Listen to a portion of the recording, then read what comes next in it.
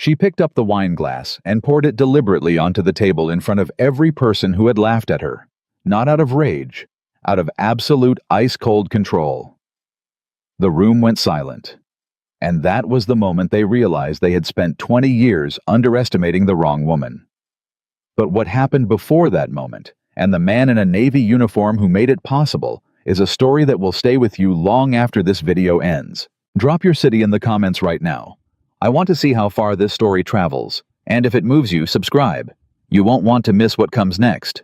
The invitation had arrived 6 weeks earlier, slipped inside a plain white envelope with the Whitmore Alumni Association return address printed in that particular shade of gold that announced without saying a word that this was not a casual gathering.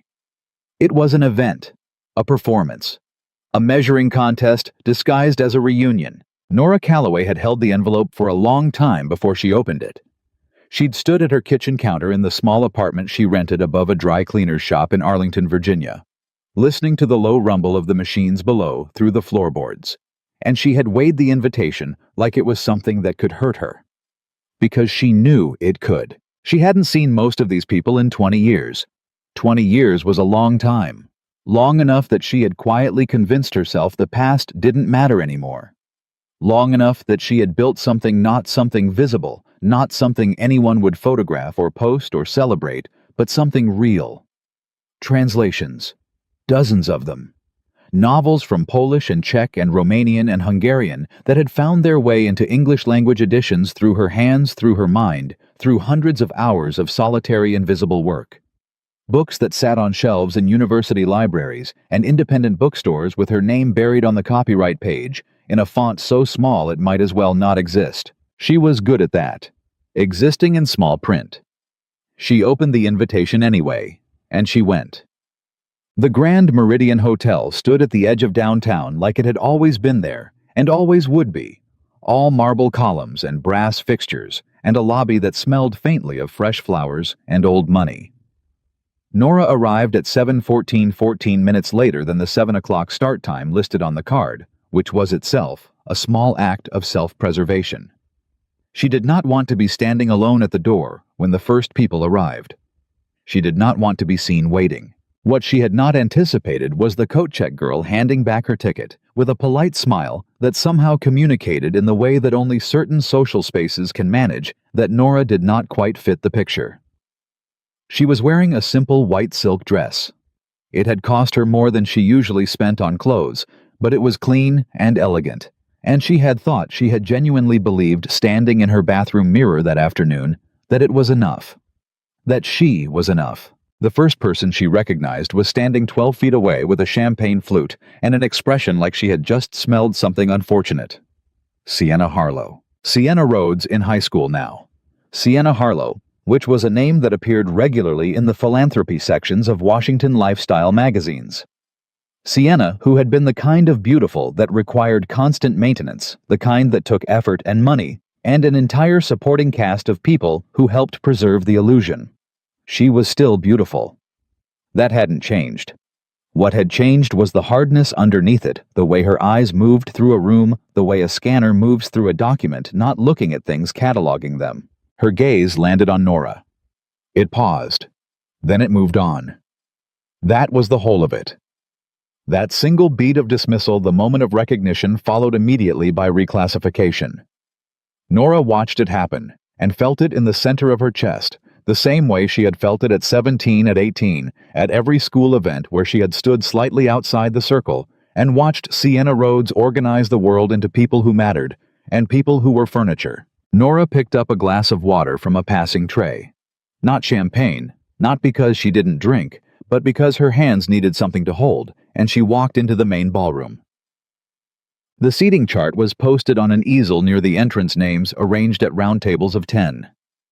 Nora found her name quickly, the way you find your name when you already expect the worst of it. Table 14. She counted the tables as she moved through the room.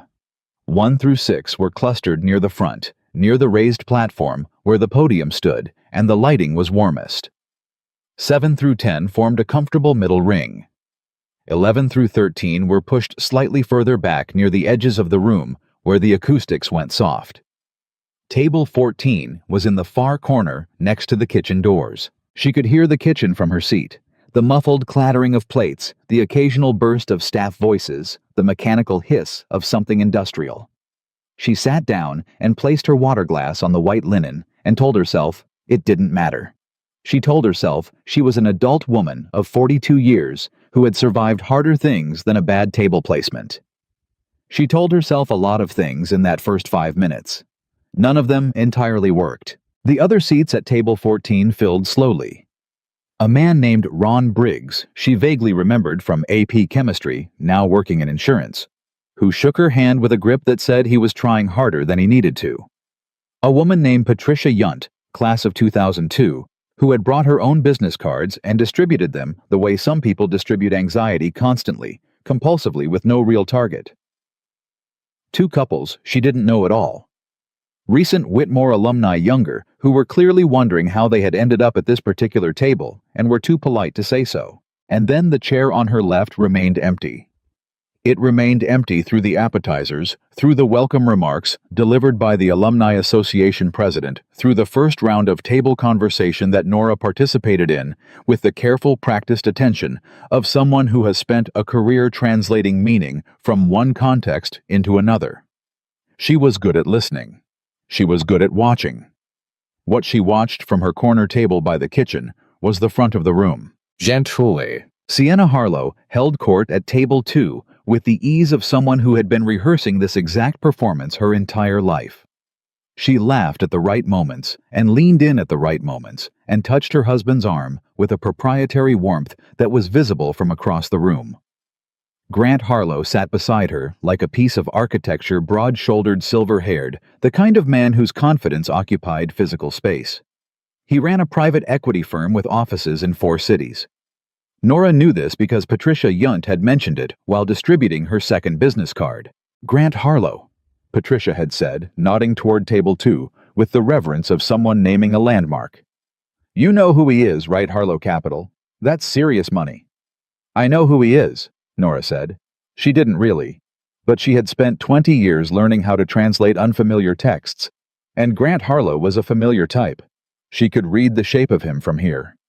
What she wasn't prepared for was when he looked directly at her, not with recognition, with the particular blank authority of a man deciding whether something is worth his time.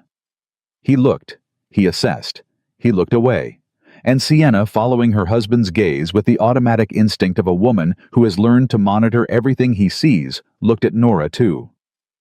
This time her gaze didn't move on quickly. This time she smiled.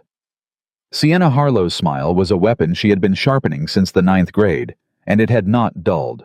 She said something to the woman on her left. The woman looked toward table 14. They both smiled. Nora picked up her water glass and looked at the centerpiece. Is this seat taken? The voice came from her left, from the direction of the empty chair, and it was a quiet voice, not soft exactly, but controlled the kind of voice that didn't need volume to carry. Nora turned. The man standing at the chair was wearing a U.S. Navy dress uniform, full dress blues. The kind worn to formal occasions, dark jacket with gold buttons and rank insignia on the sleeve, 3 gold stripes that Nora, who had translated 2 military history texts, and absorbed more than she intended to recognize as commander. The uniform was pressed with the geometric precision of someone for whom precision was not aesthetic, but professional. He was somewhere in his early to mid-40s, with a face that had been weathered by something more than sunlight, and a stillness in his posture that Nora recognized without being able to immediately name, as the stillness of someone who had learned how not to be afraid. He was not what she expected to see at a Whitmore alumni reunion. No, she said. It's not taken. He sat. He did not apologize for the uniform, which she would have done if their positions were reversed. He did not offer an explanation. He placed his cover, the flat-brimmed hat, on the table beside his plate with the same deliberateness with which she had placed her water glass, and he looked at the room. Commander James Whitfield, he said, extending his hand. Nora Calloway. He shook her hand once, firm, brief, the kind of handshake that doesn't perform itself. Then he looked at the room again. Loud room, he said. It is, she agreed. You don't look like you're enjoying it. I don't look like I'm enjoying it. she repeated, slightly startled by the directness. No, he said. He wasn't apologizing for the observation. He was just noting it. Neither am I. But I'm here for a reason, and I expect you are too. She wasn't sure how to answer that. She hadn't thought of herself as being here for a reason. She had thought of herself as being here out of some masochistic combination of curiosity and stubbornness, the same combination that had made her accept translations that other people had turned down because they were too difficult, too obscure, too poorly compensated. "What's your reason?" she asked. He looked at her for a moment. Not through her, not past her, at her. It was the kind of attention she so rarely received that she almost didn't know what to do with it. "Old business," he said. "You." Something like that. The dinner service began and the conversation at table 14 broke into its natural clusters. Ron Briggs talked to one of the younger couples about insurance products. Patricia Yunt distributed a third business card. Nora and the commander. She found herself thinking of him that way, not by his name, but by what he was talked quietly in the way that two people talk when they have both learned not to need noise to communicate. He asked about her work. She braced herself for the expression she usually received when she explained what she did, the polite incomprehension, the pivot to a question about what she really did, as if translation were a hobby someone pursued while waiting for their actual life to start. "Freelance translator," she said. "Literary. Mostly Central and Eastern European authors." He nodded. No expression of polite incomprehension. "Which languages?" "Polish primarily. Some Czech and Romanian. Hungarian if the publisher is patient." "Hungarian's brutal," he said. She looked at him. "You know Hungarian?" "Enough to know I'll never know it well," he said. "I spent 4 months attached to a NATO operation outside Budapest. You learn fast what you can and can't pick up." He paused. "You work under your own name." She laughed, a short, dry sound that surprised her by coming out. "My name is on the copyright page, in the acknowledgments if I'm lucky. But not on the cover. Never on the cover." He looked at her steadily. "That's a strange arrangement. You do the work and someone else takes the credit. That's the industry. That's not the same thing as it being right." She had nothing to say to that. Not because it was wrong, but because no one had said it to her quite that plainly before, and she needed a moment to absorb it. Sienna Harlow appeared at their table at 8:47. Nora saw her coming from across the room and felt the old familiar tightening in her chest, the reflex of the girl who had learned to brace for impact disguised as the composure of the woman she had become. Sienna moved through the room the way she always had, like the space was arranged for her specifically. She was wearing a dark emerald dress that had clearly been purchased for exactly this event, and her hair was the kind of effortless that required an hour of effort. She stopped at the edge of table 14 with the expression of someone who has decided to be gracious. "Nora," she said warmly, "I almost didn't see you back here." "Sienna, you look—" She paused, and in that pause, in the precise duration of it, she communicated everything she intended to communicate. "You look just the same. I love that little dress." "Thank you." "Is it vintage?" Sienna's eyes moved over the white silk, with an assessment Nora recognized now 20 years older and more practiced at reading subtext. It was the same assessment Grant Harlow had given her from across the room. Cost, quality, category. "It's new," Nora said. "Oh." Another pause. "Well, it's sweet." She shifted her gaze to the commander and her expression recalibrated with the speed of someone very good at recalibrating. "And who is this?" "Commander James Whitfield," he said. He did not stand. He looked at Sienna with the same quality of attention he'd given the room observing, not performing. "Commander U.S. Navy." "How fascinating," Sienna said, in the tone people use when they mean the opposite. "Are you a classmate, Commander, I don't remember?" "No," he said. "I'm not a classmate." A beat of silence. Sienna was accustomed to filling silences and reclaiming social control with words, and she had several available. Nora could see her sorting through them behind her eyes.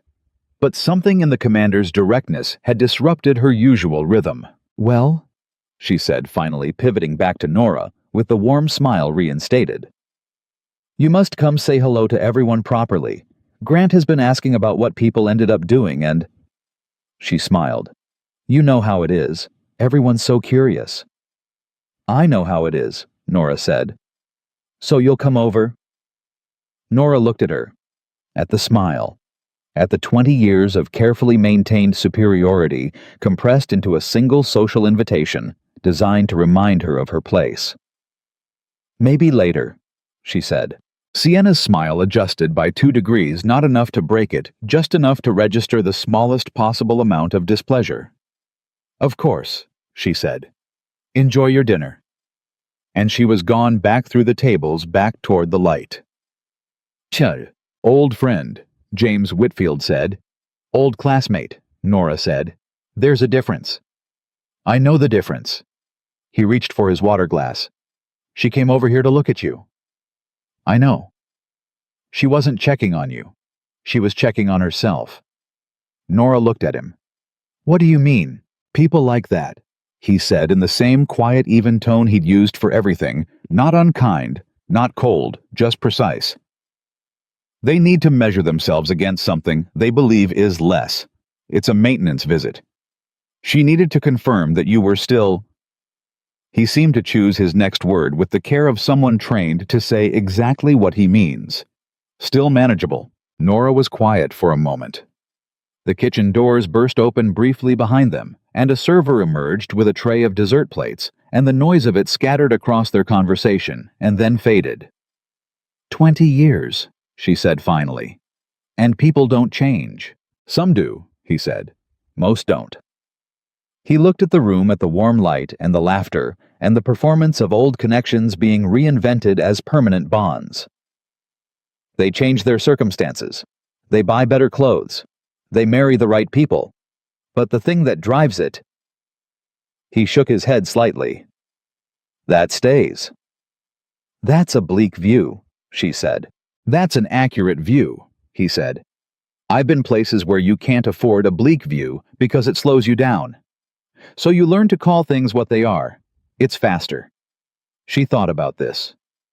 About the 20 years of calling things what they were in foreign languages, of finding the exact weight of a word in Polish, and carrying it into English without dropping any of its meaning, without adding any of her own. That was its own kind of precision, its own kind of survival. "What did you carry here tonight?" she asked. Not flirtatiously, genuinely. He looked at her with what she was beginning to recognize as his version of surprise, barely visible, a small adjustment around the eyes. "An old name," he said. "Someone who needed to be found." Before she could ask what that meant, the sound of Grant Harlow's voice filled the room. Grant Harlow had taken the microphone from the alumni president with the smooth confidence of a man who took microphones from people regularly and believed this was simply how microphones were distributed. He stood at the podium in his dark suit and his silver cufflinks and his network of invisible advantages, and he smiled at the room with the ease of someone who had never once had reason to doubt the room would smile back. 20 years, he said. Where does the time go right? Laughter from the closer tables. Warm, practiced laughter. The laughter of people who understood what was being asked of them. "I look around this room," Grant said, "and I see success, real success, the kind you build."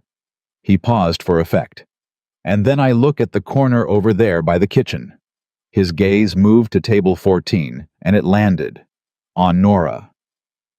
"And I think, well, someone's got to translate the instruction manuals right." The laughter was louder this time. It spread outward from table 2 like something contagious. At table 14, Ron Briggs looked at his plate. Patricia Yunt looked at her business cards. The younger couples looked at each other. Nora didn't move. She held her water glass in both hands, and she didn't look away from Grant Harlow, and she didn't allow herself the small luxury of looking at the floor. She had given him that luxury too many times in her life, not Grant specifically, but men like him. The floor had been a refuge she could not afford anymore. She felt James Whitfield go very still beside her. Not the stillness of discomfort, a different kind. The stillness of someone reaching a decision. "I'd actually love to hear what you do, Nora," Grant continued warming to it, now encouraged by the room. Tell us. Freelance translation. Was it any big projects? New labels on coffee cups? Maybe a Yelp review from Portuguese? More laughter. Sienna Harlow at table 2 smiled into her champagne glass. Nora opened her mouth, and the man in the navy uniform stood up. He did it without announcement and without the kind of theatrical display that announces itself. He simply rose to his feet the way soldiers rise with the kind of automatic physical authority that comes from years of being required to be ready.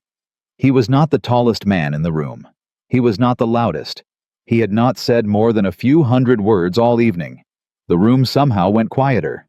Commander James Whitfield, he said, not loudly, but in the carrying voice of someone who had given orders in wind and noise and chaos and knew how to make himself heard without performing volume. United States Navy, retired. He looked at Grant Harlow across the room. I know who you are, Mr. Harlow.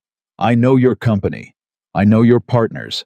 I know your current holdings in 4 offshore accounts that aren't listed on your firm's registered documentation. He reached into the inner pocket of his dress jacket. And I know a few people who've been very interested in that particular discrepancy for quite some time. The room did not laugh. The room held its breath. Grant Harlow stood at the podium with the microphone still in his hand, and his expression had not yet caught up to what was happening, which meant for a moment he still wore the easy practice smile of a man who controlled rooms. Then his phone began to ring. He looked at the screen. His face changed. I suggest, James Whitfield said quietly, that you take that call, Mr. Harlow. I believe it's someone you've been avoiding. Nora set her water glass down on the white linen tablecloth. She set it down slowly and deliberately, the way you set something down when you have finally decided to let it go. She looked at the man standing beside her, in his navy dress blues, in his 3 gold stripes, in his 20 years of discipline and service and loss. That she was only beginning to understand, and she thought, not for the first time that evening, but for the first time, with the full weight of it, that she had been right. Some people didn't change, but some people did. And the difference she was beginning to understand was not luck. It was not circumstance. It was a decision. Made quietly, made alone, made over and over again in the dark, where no one could see it and no one would credit it. The same way a translator works. The same way a single father raises a child. The same way invisible people survive. Grant Harlow walked off the platform with his phone pressed to his ear, and his face had gone the color of old concrete, and the room watched him go in silence. Nora Calloway sat very straight in her chair at table 14 next to the kitchen doors, and she did not look away from any of it. She had stopped looking away. That's the end of part 1. If you're watching this from Dallas, from Chicago, from a small town in Ohio at 11 o'clock at night, drop your city below. I want to know how far Nora's story has traveled. And if you're not subscribed yet, hit that button. Because what happens next in part 2 will change everything you thought you knew about this night. Grant Harlow did not run. Men like Grant Harlow never ran. Running implied panic, and panic implied weakness. And weakness was the one thing a man who had spent 30 years constructing an empire of appearances could not afford to display in public. So he walked. He walked off the platform with his shoulders squared and his chin level and his phone pressed to his ear, and he walked toward the far side of the room, near the bar, where the lighting was slightly lower and the crowd slightly thinner, and he walked like a man who had simply remembered an important appointment. But his hand was shaking. Nora saw it from table 14. The way his fingers gripped the phone too tightly, the white knuckle pressure of a man holding on to something because he was afraid of what happens when he lets go. She saw it, and she filed it, the way she filed everything quietly, precisely, without making it visible on her face. Beside her, James Whitfield sat back down. He did it without ceremony. He picked up his fork, looked at the food on his plate with the mild interest of someone who had not eaten since early afternoon, and resumed dinner. As if he had not just detonated something in the middle of a ballroom full of people who thought they knew how the evening was supposed to go. Ron Briggs stared at him. What just happened? A phone call, James said. Yeah, but... Ron looked toward the bar where Grant Harlow stood with his back to the room, his voice too low to hear, and his posture contracting by the second. "Who did you call?" "I didn't call anyone yet," James said. He cut into his food with the careful economy of someone trained not to waste motion. "That call was already coming. I just made sure he was in the room when it arrived." Nora looked at him. "You knew his phone would ring." "I knew who would be calling him tonight," James said. "I didn't know the exact minute, but I knew it would be before 10 o'clock. How?" He looked at her with that quiet, direct attention that she was beginning to understand was simply how he operated. No deflection, no performance, just the plain face of a man who said what was true. "Because I made a call of my own this afternoon. To someone who had been waiting for the right moment to make theirs." He paused. "Sometimes, all it takes is someone telling the right person the moment is now." The table was very quiet. Even Patricia Yunt had stopped sorting her business cards. "Who are you?" Ron Briggs said in the voice of a man who has just realized he's been sitting next to something he doesn't have a category for. James Whitfield looked at him calmly. "I told you who I am." "You said you were Navy." "I am Navy." "Retired." "Retired from active service," James said. "Not retired from everything." He said nothing more on the subject. He ate his dinner. And the table, by some collective social instinct, understood that no further answer was coming, and adjusted accordingly. Nora watched him eat and thought about the kind of man who could do what he had just done. Stand up in a room full of strangers, speak 11 sentences in a carrying voice, and dismantle in 60 seconds what another man had spent a lifetime building, and then sit back down and pick up his fork, as though nothing more dramatic than passing the salt had occurred. She had translated a novel once. A Czech author, a man who had spent years as a political prisoner and then emerged and written a book not about his imprisonment, but about the morning after his release. The First Ordinary Breakfast, the Unremarkable Act of Making Coffee. The reviewer had called the book cold, distant, unemotional. Nora had always thought the reviewer had missed the point entirely. The discipline of ordinary things after extraordinary ones was not coldness. It was the most radical act available to a person who had survived something. She thought about that now, watching James Whitfield eat his dinner. "You have a child," she said. It wasn't a question. She had registered it earlier, not from anything he'd said, but from something smaller. The way he had automatically straightened the unused fork beside his plate when he sat down, the unconscious tidiness of a man who has learned to operate in a small space that a child also occupies. The photo she had glimpsed at the edge of his phone screen when he reached for it briefly too quick to see clearly, but the small blurred shape of someone much shorter than him. He looked at her. That same small adjustment around the eyes that was his version of being surprised. "A daughter," he said. 7 years old. She's with someone tonight. My neighbor, Mrs. Pacheco. She watches Lily on evenings I have obligations." He said the word obligations with the particular weight of a man for whom an obligation is not an inconvenience, but a commitment, and a commitment is not a word he uses lightly. She's used to it by now. Lily likes Mrs. Pacheco's cooking better than mine anyway. "What's Lily like?" Nora asked.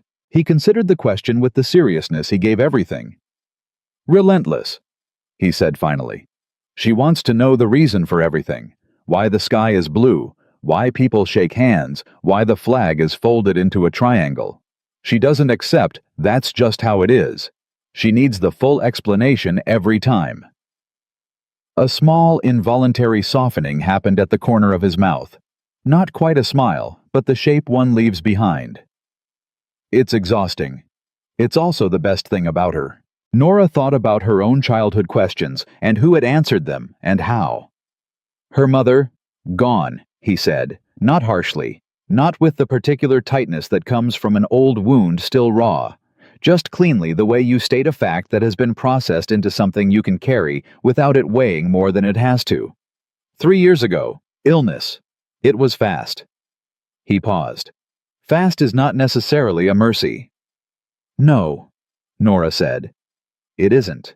They looked at each other across that small, shared understanding. The kind that doesn't require explanation, because explanation would only dilute it. And for a moment, the noise of the room around them fell away completely.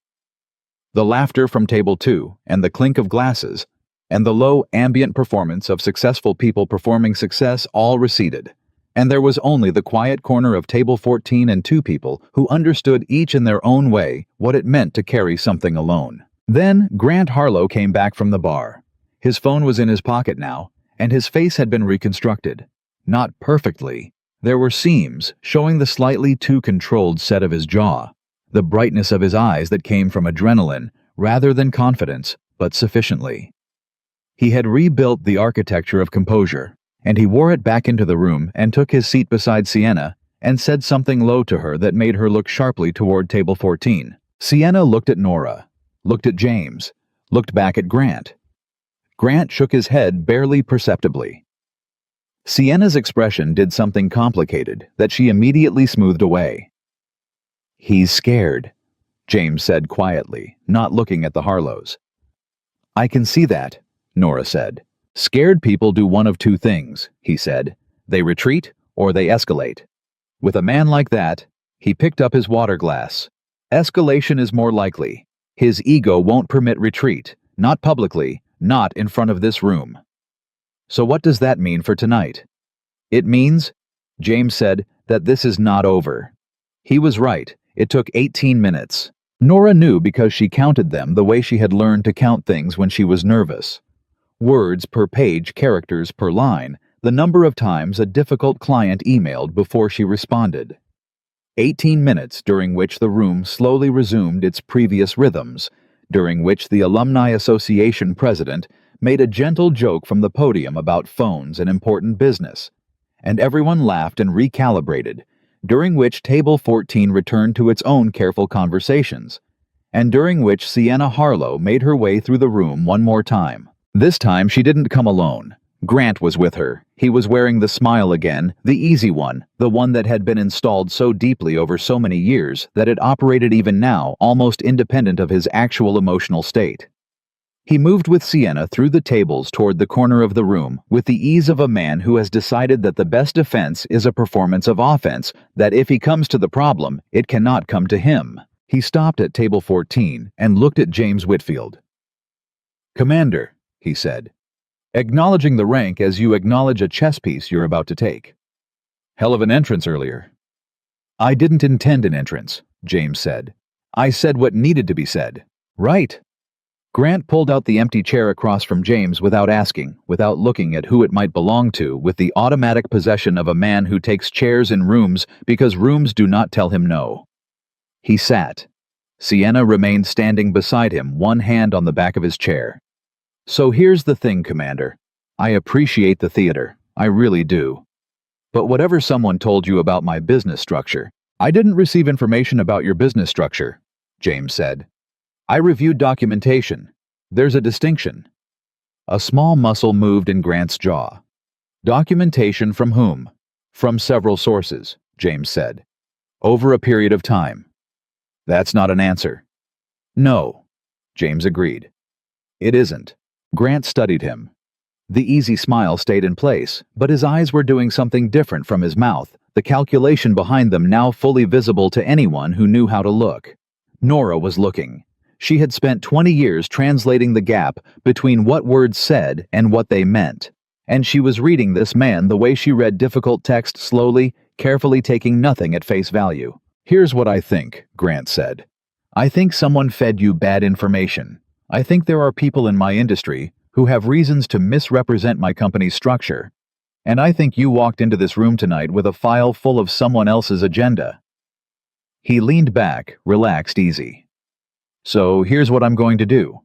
I'm going to extend you some professional courtesy and suggest that before you make any more statements about my business in a public setting, you make very sure about what you actually have, because if what you have turns out to be inaccurate." He let the pause do the work a threat would do more clumsily. "That creates a different kind of problem.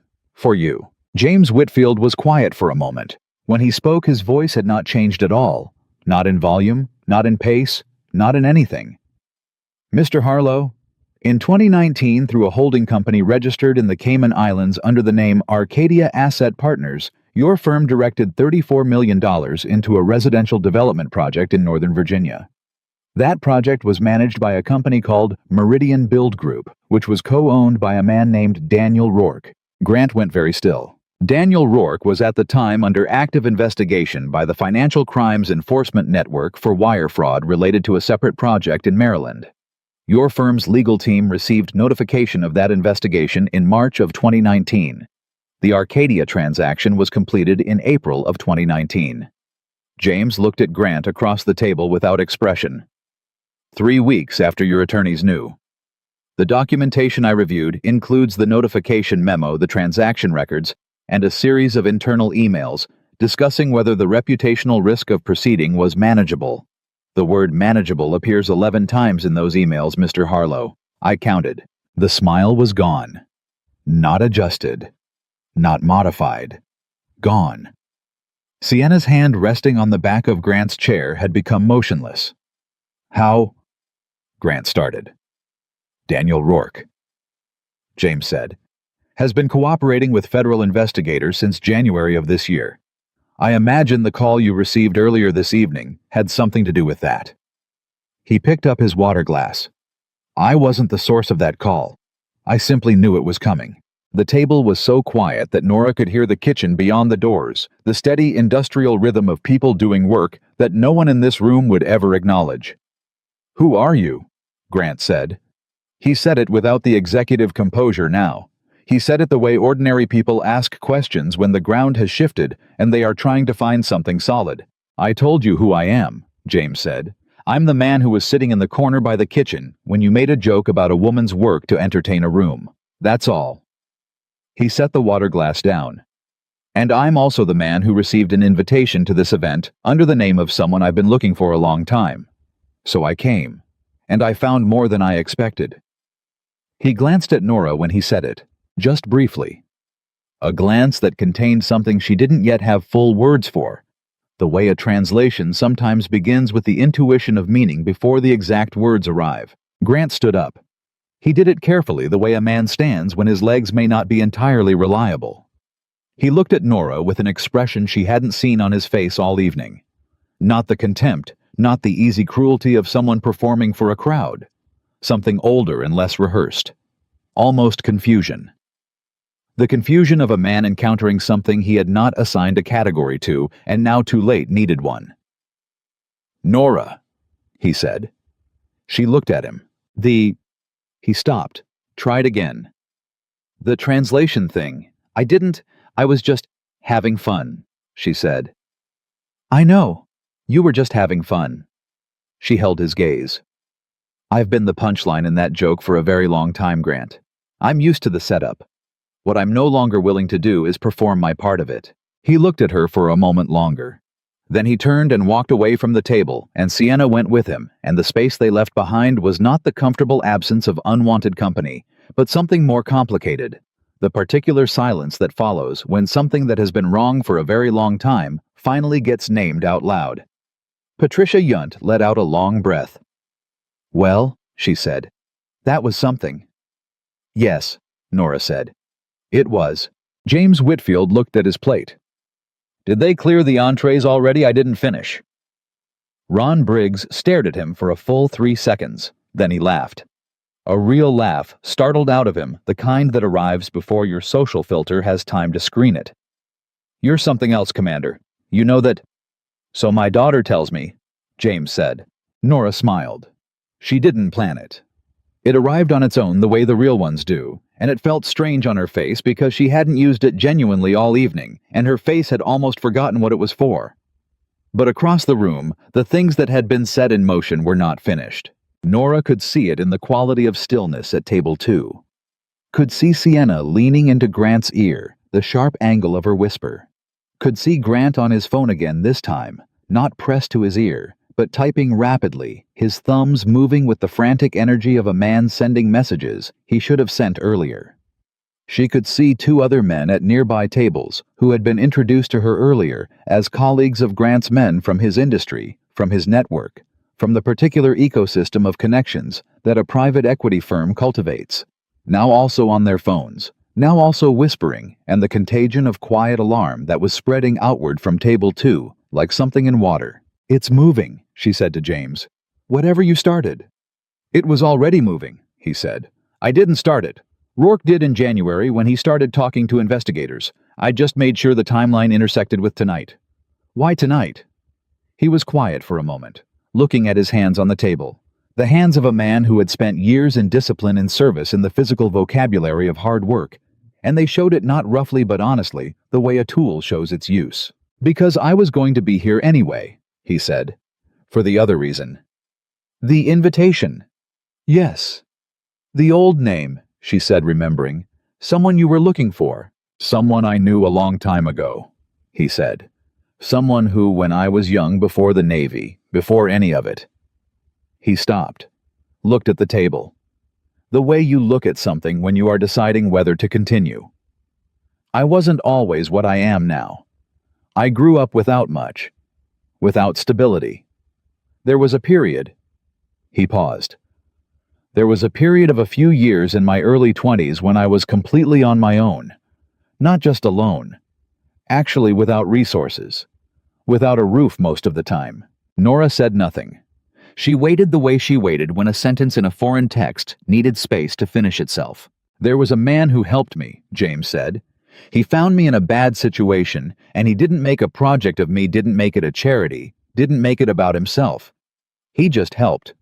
Gave me a place to sleep for 3 months. Introduced me to the Navy recruiter who changed my entire trajectory." He looked at the room, at the warm light and the performance of success. He was a Whitmore alumnus. He died 4 years ago. His family kept his alumni membership active because they didn't know how to cancel it or didn't want to, and every year his name is on the mailing list. "His name was on the invitation," Nora said. "Thomas Garrison," James said. "His name was Thomas Garrison, and when the envelope arrived at his daughter's house with the reunion invitation, she called me because she knew what he had meant to me, and she thought—" He stopped. "She thought maybe I should go. Maybe I should see the kind of world he'd come from, since I'd never understood why someone from that world had been kind to someone like me." Nora held that. She held it the way you hold a piece of a foreign text that has suddenly revealed the meaning of the whole, the single sentence that unlocks the paragraph, the word that makes the rest of the page readable. "And now you're here," she said. "And now I'm here," he said. "And none of the things I expected are what I found." He looked at her when he said that. Directly, in the way he did everything without evasion, without the social softening that would make it easier but less true. And Nora, who had spent 20 years learning to read exactly what words meant, read what those words meant. She looked away first, not because she was uncomfortable, because she needed a moment that was only hers, a breath of space, to absorb something unexpected before she was ready to be seen absorbing it. "I need to tell you something," she said. "All right." What Grant did earlier, the joke, the microphone. She kept her voice level. She had practiced being level for a long time. "That was not the worst of it. That was the public version of something I have been experiencing from people in that circle for 20 years. Versions of it. Small ones. The way Sienna looked at my dress tonight. The table placement. The way people ask what I do and then immediately look for someone more interesting to talk to." She paused. "I have been invisible for so long that I started to believe invisibility was just my natural state, that some people are seen and some people aren't, and the division is fixed." "It isn't," James said. "I know that," she said. "Intellectually I know that. But knowing it and inhabiting it—" She shook her head. "Those are different things." "Yes," he said. "They are." He was quiet for a moment. "I know the difference from the other side. For a long time, I believed I was the kind of person who didn't get to have things. Not good things. Not permanent things. The Navy gave me structure, and the structure gave me a way to exist in the world that wasn't about what I deserved, but about what I could do. You do the work. The work is what matters." He looked at her. "You know that. You've been doing that for 20 years. Without anyone seeing it." "Thomas Garrison saw things in me that I couldn't see in myself," James said. "He didn't need me to be visible to everyone. He just needed to see me clearly himself. That was enough to change everything." He paused. "One person seeing you accurately is worth 1,000 people seeing you wrong. Nora looked at the centerpiece, at the White Flowers Hotel Perfect designed by someone whose job was to create the impression of beauty without any particular feeling behind it. She thought about the novels she had translated, the Polish poet who wrote about surviving winter by learning to love the cold, the Romanian novelist who wrote about a woman who spent 30 years being no one, and then one night in a single conversation became herself. She had thought she was translating other people's stories. She was beginning to understand she had been translating her own. "What happens now?" she asked. "With Harlow." "Tonight more phone calls," James said. "By next week, the investigators who've been building this case will have everything they need from Rourke, and Harlow's attorneys will be negotiating terms. Whether it goes to trial." He shook his head slightly. "That's not mine to decide. That's already out of my hands. Has been since January." "You've been involved in this since January." "I've been aware of it since January," he said. "I know people who work in the relevant offices. I didn't engineer any of it. He considered his words. "I made sure the timing worked, for reasons that had nothing to do with Harlow and everything to do with Thomas Garrison, and a debt I can never fully repay." "A debt to a dead man." "The best debts are to dead men," he said without irony. "They can't release you from them. So you have to carry them forward. You have to do something worthy of them." He paused. Thomas would have hated tonight, the performance of it, the cruelty dressed up as social interaction. He would have been furious about what Harlow did to you. "You didn't know me before tonight." "No," he said. "But I would have been furious anyway, on principle." He looked at the room with something that was not quite anger and not quite sorrow, but lived between them. "I've been in places where the hierarchy is real, where rank and authority and the use of power are matters of life. I understand earned authority. What I cannot tolerate is the performance of power over people who have no protection from it." He looked at her. "You deserved protection tonight. You deserved someone in your corner. I happened to be in the corner with you." Nora thought about that for a long time. About corners, about the geography of rooms, about the 20 years of tables near kitchen doors of small print on copyright pages of existing in the margins of other people's visibility. About how sometimes the corner was not the punishment it appeared to be. Sometimes the corner was where the honest people ended up. The ones who refused to perform. The ones who did the work without the audience. The ones who translated meaning without requiring credit. Sometimes the corner was exactly where you needed to be to see the whole room clearly. "James," she said. "Yes." "Thank you." He looked at her without deflection, without the social maneuver of deflecting gratitude. "You haven't needed what I gave you tonight," he said. "You've been surviving without it for 20 years.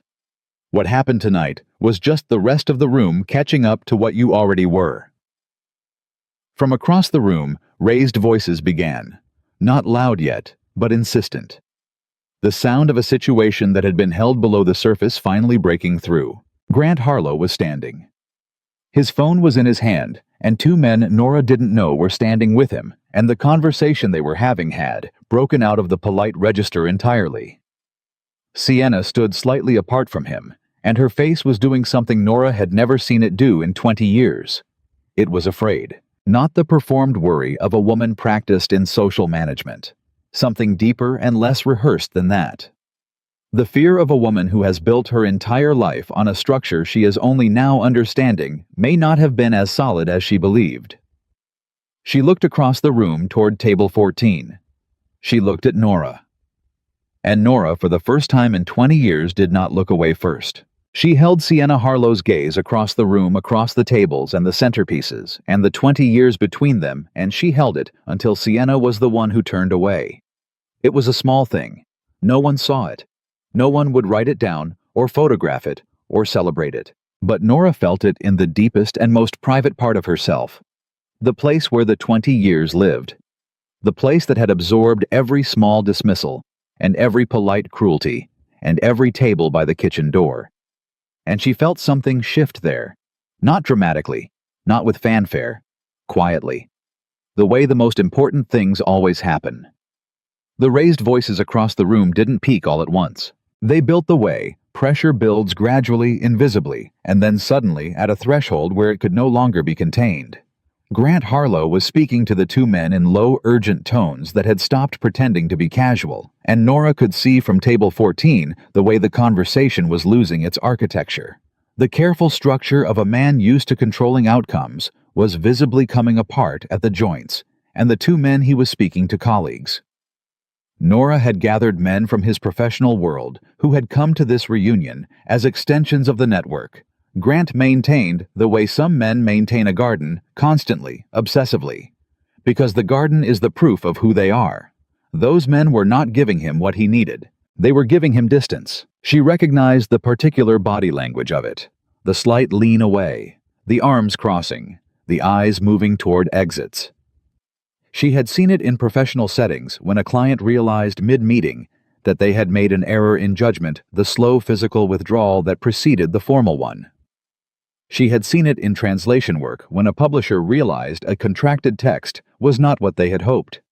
She had spent her career reading the language of bodies in rooms, and what she read now in the bodies of Grant Harlow's colleagues was simple and unambiguous. They were deciding how far away from him they needed to be. "He's losing them," she said to James. James was watching the same scene, with the same quality of detached observation. He gave everything. "He's been losing them for longer than tonight," he said. "Tonight is just when it became visible." "Will they cut ties completely?" "Publicly, yes, immediately." He took a sip of water. "Privately, they'll be calling their own attorneys before midnight." Men like that don't go down alone. They go down with a list of other people they can offer in exchange for their own soft landing. "That's cold." "That's accurate," he said. "I've been in enough operations where the difference between cold and accurate is what keeps people alive." I stopped apologizing for the distinction. Nora looked at the scene across the room and felt the strange double experience of watching something she had wanted to see for a very long time and finding that it did not feel the way she had expected it to. She had spent years carrying a quiet, heavy anger about the way these people had treated her and others like her. And now the structure was cracking in real time, and what she felt was not satisfaction exactly. It was something more complicated than that. Something that had to do with the cost of everything, with the fact that even necessary collapses left wreckage, and wreckage had a weight of its own. Then Sienna Harlow walked toward the podium. Not toward her husband. Not toward the exits. Toward the podium. The room did not immediately notice. Conversations continued. Someone near the front laughed at something. But Sienna walked with the particular focused direction of a woman who had made a decision and made it fast, and was going to execute it before she talked herself out of it. And she reached the podium, and she took the microphone from the stand with the ease of a woman who had held microphones before, who had chaired galas and fundraisers, and sat on boards where her voice was expected and accommodated. The room quieted. Grant saw her. His face did something sudden and uncontrolled, and then controlled itself again. Sienna looked at the room. She looked at it the way you look at something you have curated your entire life and are seeing clearly for the first time, and her expression was. Nora struggled for the right word. The way she struggled sometimes with a phrase in Romanian that didn't have a clean English equivalent. Her expression was the face of a woman standing at the exact edge of her own reinvention and not yet knowing which way she would fall. "I want to say something," Sienna said. Her voice was steady. "I want to say something that's not on the agenda." The alumni president, a small nervous man named Fletcher, who had been managing the evening with the anxious energy of someone running a controlled burn, looked at the stage with the expression of a man watching the controlled burn become something else. Sienna didn't look at him. She looked at the room. "Earlier tonight," she said, "my husband said something from this stage that was cruel. It was dressed up as a joke. Most cruelty is." She paused. "He made a joke at the expense of Nora Calloway, who is sitting at table 14, and everyone in this room laughed, and I laughed too. And I need to..." She stopped. The room was completely still, in the way that rooms go still when they understand that something unrehearsed is happening, something that doesn't belong to the genre of the evening, something that might be real. "I've known Nora since we were 16 years old," Sienna said, "and I have spent 20 years treating her as a person who didn't matter. Not with violence, nothing dramatic. just a sustained, careful 20-year project of making her feel small, of confirming for her over and over through every subtle instrument available to someone in my position that she was not worth full attention. Her voice was even. She was not crying. Nora had the impression that Sienna Harlow had decided some years ago that she would not cry in public, and the decision had become permanent. I don't know exactly why I did that. I think I needed someone to be less than me. I think that's a terrible thing to need. And I think I've needed it for so long that I stopped seeing it as a need and started seeing it as a fact, like it was just true, like Nora was just less. And I want to say, she looked toward table 14. She looked at Nora. Nora looked back. She did not make it easy. She did not offer the social grace of a forgiving expression, the small nod that would have released Sienna from the difficulty of the moment. She looked at her, and she waited. The way you wait at the edge of a very long translation for the sentence that will finally make sense of everything that came before. "I'm sorry," Sienna said. "That's inadequate. I know it's inadequate, but it's what I have." The room was silent. Then someone near the front began to clap. Hesitant at first, the kind of applause that asks itself whether it's appropriate before committing. Then more. Not the whole room. Not a standing ovation. But enough people real enough that the sound of it meant something. Grant Harlow did not clap. He stood near the bar where he had retreated, and he watched his wife at the podium with an expression that Nora could not fully read from this distance. And then he turned and walked toward the exit and did not come back. Sienna watched him go. She stood at the podium, and she watched him leave the room, and then she set the microphone back in the stand, and she stepped down from the platform, and she walked not to her table, not back into the performance. She walked toward the back of the room, toward the corner, toward table 14. Nora watched her come. Beside her, James was very still, not with the stillness of tension, but with the stillness of someone giving space to something that belongs to other people. Sienna stopped at the edge of the table. She looked like someone who had prepared a speech and used all of it at the podium, and now had nothing left but the unscripted version of herself which she had not accessed in public in a very long time. "I meant it," she said to Nora. "I know you have no reason to believe that." "I heard you," Nora said. "That's not the same as—" "No," Nora said. "It isn't." She looked at Sienna, at the face she had known since they were girls, at all the years layered beneath the current version. "But it's a start. And I'm 42 years old, Sienna. I don't need you to fix the last 20 years. I just needed you to stop." She paused. "So stop." Sienna nodded. A single serious nod. "All right." She didn't ask to sit down. She didn't extend the moment into something it wasn't. She turned and walked away, and that Nora thought was the most honest thing Sienna Harlow had done in a room full of people in a very long time. Ron Briggs exhaled loudly. "I need a drink," he announced to no one in particular, and stood and went to find one. Patricia Yunt had put her business cards away entirely. She was looking at Nora with an expression that Nora recognized, but rarely received simple, uncomplicated respect. "For what it's worth," Patricia said. "I've spent this entire reunion feeling like I was at the wrong table. I think I was at the right one." "I think so too," Nora said. James said nothing, but she felt his attention beside her steady and present. The way a fixed point is present, not intrusive, not demanding, just reliably there. It was Fletcher, the alumni president, who came to table 14 next, approaching, with the nervous energy of a man who has been managing someone else's event and watched it become something entirely outside his control. He was a small man in a too large suit, and he looked at Nora with the expression of someone who has realized belatedly that he has been complicit in something he should have prevented. "Ms. Calloway," he said, "on behalf of the association, I want to—" "Fletcher," she said, not unkindly. "You placed me at table 14. He went slightly pink. "The seating arrangements were intentional," she said. "I know. I knew when I sat down." She looked at him evenly. "I'm not interested in an apology from the association. I'm interested in what the association does next time.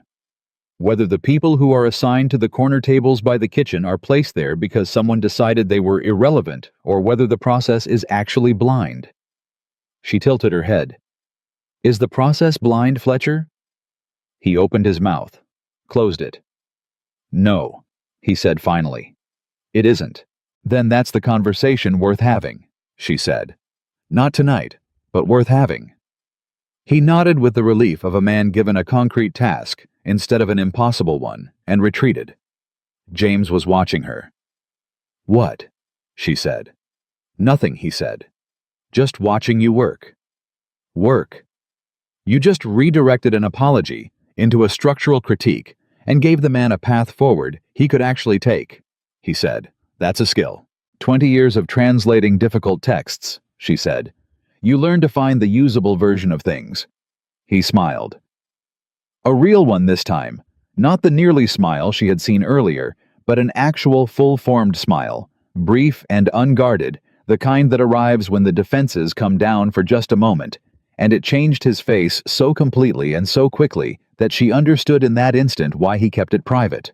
It was the kind of smile that made you want to earn it again. Tell me about the translations, he said. Not what they are, what it's like, doing the work. She looked at him, slightly surprised. You actually want to know? I asked, didn't I? She considered. She had been asked about translation at parties before, at professional events on dates a decade ago that had not led anywhere worth going. She had learned to give the polished answer, the accessible version, the 90-second explanation that satisfied curiosity without demanding real attention. She had learned this because the real answer required a listener who was actually listening. She thought James Whitfield was actually listening. It's like... She stopped. Started again. Imagine someone hands you a locked room. Not a room you can break into. A room you have to rebuild from the outside exactly board by board, until what you've built is indistinguishable from the inside. You never actually enter the room. You can only study the exterior and reconstruct what the inside must feel like. She paused. Every language is a different kind of locked room. Hungarian is a locked room with no windows and a door that opens inward. Polish is a locked room with 17 keys and only one of them works today. Romanian is... What's Romanian? Romanian is a locked room that used to be a palace, she said.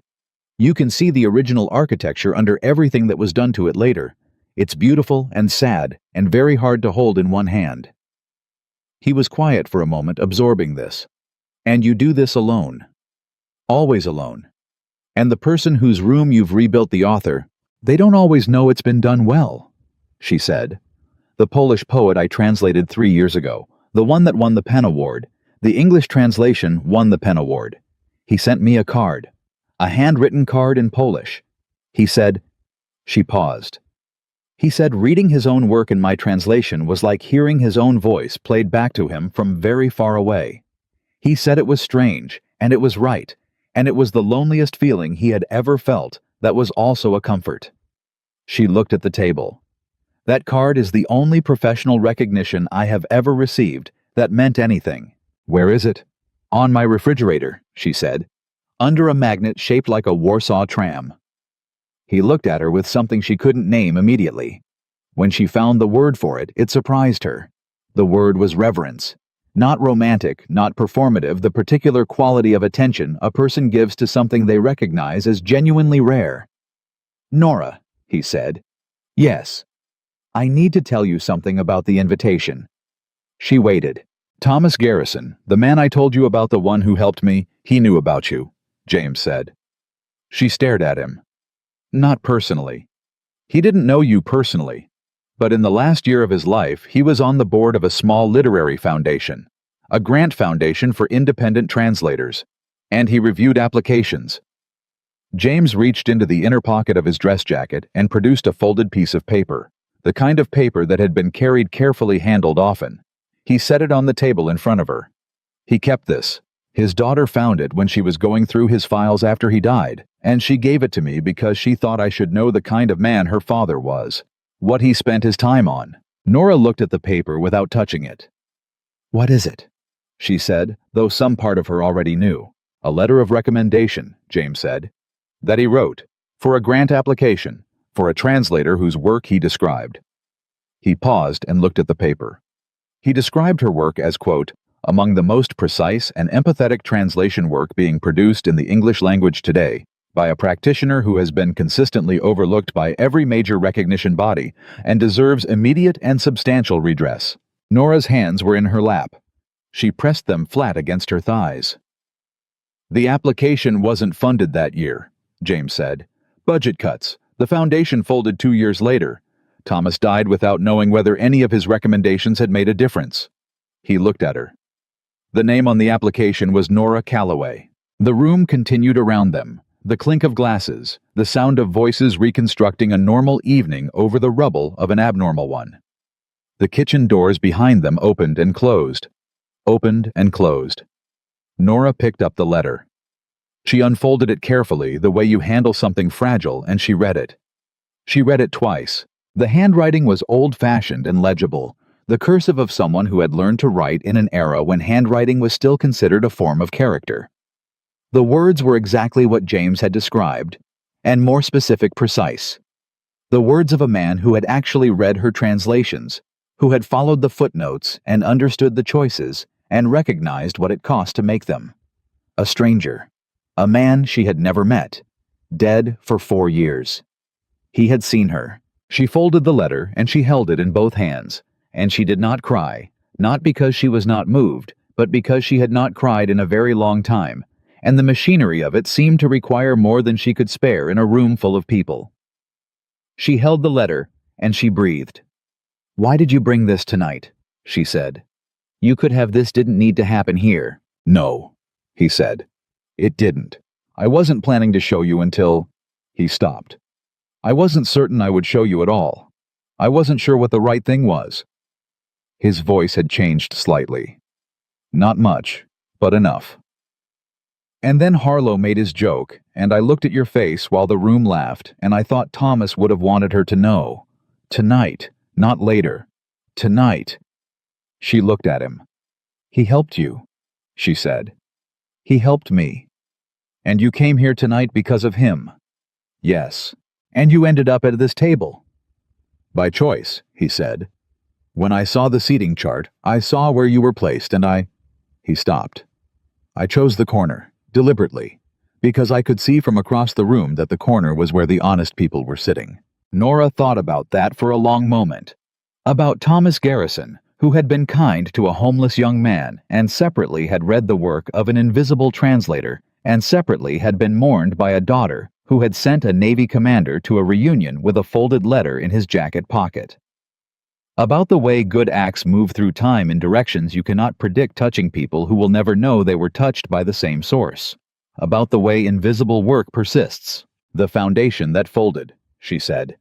"The Grant Foundation." "What about it? Thomas's daughter. Does she have any interest in restarting it?" James said. He looked at her with what was unmistakably interest. "She's been looking for someone who would know how to rebuild it properly. She doesn't have the literary expertise. She has the contacts and the financial infrastructure, but she needs someone who understands the field, who knows who the overlooked practitioners are, who could evaluate applications with real knowledge." He paused. "I told her I might meet someone tonight who could help with that." Nora stared at him. "You didn't know me before tonight." "No," he said. "But I knew Thomas's letter, and I knew the field well enough to research the name on it before I came." He met her eyes. "I read 2 of your translations, Nora. On the train down from Baltimore. I have been carrying that letter for 8 months, trying to figure out the right time and the right way. And then the invitation arrived, and your name was on the alumni list, and I thought—" "You thought it was a sign," she said. "I thought it was logistics," he said. "I'm not a sign person. I'm a planning person." The almost smile. "But I'll admit the logistics were unusually convenient." From across the room, the sound of raised voices returned sharper this time. Grant Harlow had come back, not back into the party, but visible through the glass doors of the lobby, standing with 2 men in suits who had not been at the dinner, and who had the particular upright posture of people who were not here socially. One of them had a badge visible on his belt. The room noticed. Nora noticed. James noticed and said nothing. "Those aren't party guests," she said. "No," James said. "Did you?" They were already coming, he said. I didn't arrange that. Rourke's cooperation arranged that. All I did was ensure the timing aligned with tonight so that... He stopped. So that if Harlow was going to do what he's been doing his entire career, he would do it in front of the people he's been performing for. So that the performance and the reality would occupy the same room at the same time. Through the glass doors, Grant Harlow was talking to the suited men. His posture was still composed, still the architecture of a man who controlled rooms. But it was an architecture under load, visibly straining at the points where the weight exceeded the design. Sienna was not there. Sienna was sitting alone at table 2. Her champagne untouched, looking at nothing with the focused attention of someone reorganizing everything they know about their own life. Nora looked at her and felt unexpectedly something that was not quite pity and not quite solidarity, but lived in the territory between them. Sienna had built her life on Grant the way you build on ground that turns out to be unstable. The building was hers. She had lived in it and tended it and identified herself with it completely. That it was built on something rotten was not entirely a thing she had known or chosen or endorsed. Or maybe she had known in the way you know things you have decided not to look at directly. Either way, the building was coming down. "She's going to be all right," Patricia Yunt said quietly, following Nora's gaze. "Sienna, I mean. She's tough. Under all of..." She gestured vaguely. "All of that. She's genuinely tough." "I know she is," Nora said. "I've known her since we were 16. "Then you know more about her than most people in this room." "I know the version she became," Nora said. "I don't know if she knows the version she was." She paused. "I think she might be starting to." The doors from the lobby opened, and a hotel manager came in, accompanied by one of the suited men, and they spoke in low voices to the alumni president, and Fletcher's face went through 3 distinct expressions in about 4 seconds. He nodded. He went to the podium. "Ladies and gentlemen," Fletcher said with the voice of a man performing calm he does not feel, "we're going to take a brief intermission. There are some matters that require our attention. Please enjoy the bar, and we'll..."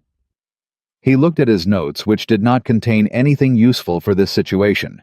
"We'll reconvene shortly." The room began to fragment into conversation clusters, everyone turning to their neighbor with the same question, wearing different words. "What's happening? Did you see? Is that a federal? Did Grant?" Nora sat at table 14 and did not fragment. James sat beside her and did not fragment. They were the stillest people in the room, and Nora thought about the strange comfort of 2 people who knew how to be still in the middle of things, falling apart. The Navy had given him that. Translation had given her something like it. The practice of maintaining your precision when the material was resisting you, when the text was obstinate, or the deadline was close, or the meaning was slipping, of staying with the work and not panicking. "What happens to us now?" she said. She hadn't meant to say it that way. The word "us" arrived before she had vetted it. She didn't take it back. James looked at her. He looked at her the way he looked at everything, directly, honestly, with the particular attentiveness of a man who has learned that paying real attention is not a luxury, but a necessity. And then he said something she would carry with her for a very long time, in the same interior place where she carried the Polish poet's letter from Warsaw. "I don't know," he said, "but I think it would be worth finding out." The room moved around them, and the evening continued to collapse and reconstruct itself in real time. And 2 people who had spent their lives being overlooked sat in the corner of a ballroom by the kitchen doors and looked at each other honestly, and felt for the first time in a long time completely seen. The intermission did not feel like an intermission. It felt like the pause between a lightning strike and the thunder, that particular held breath moment when you know the sound is coming but haven't yet felt it in your chest. The room had broken into its clusters, people standing in tight circles with their drinks and their phones and their carefully modulated expressions of concern, but underneath all of it was something rawer and less managed. The performance of the evening had cracked open, and what was visible inside it now was just people. Ordinary people with ordinary fears, wondering how close they had been standing to something they hadn't known was dangerous. Nora watched it from table 14. She was good at watching. She had always been good at watching. The difference tonight was that she was watching without the familiar weight of her own invisibility pressing down on her, without the reflexive self-erasure that had been her social survival strategy for 2 decades. She was just watching. Clearly. The way you see a text clearly once you've found the key to it, once the language stops resisting and starts revealing. James had gone to the bar to get water, real water, not the social prop of a drink, and she watched him move through the room the way she had been watching him all evening. The particular quality of his presence in a space.